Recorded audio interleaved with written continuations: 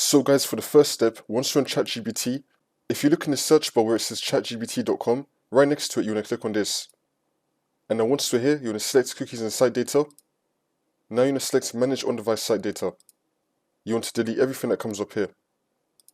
And then click on done. And now you want to click on this again, and then click on site settings. And now you want to select delete data. And then click on delete. And now for the second step, you want to click on the three dots in the top right, and then click on history, and then click on history again. Now you want to select delete browsing data. You want to set the time range to all time. Make sure you have cookies and other site data and cache images and files both selected, and then click on delete data. And now for the next step, you want to head over to search and type in CMD.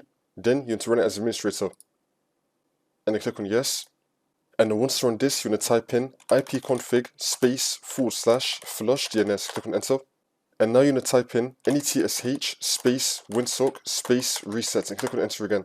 And now you want to type in netsh space int space ip space reset and click on enter again. Now you just want to restart your computer and then the problem should be fixed. If that's still not working, then for some reason the website could actually be down. So you want to head over to the link which will be down below in the description. It's now going to tell you if the website is down or not. If it says all systems operational, it means that the website is still running, and if it says it is down, it's going to tell you.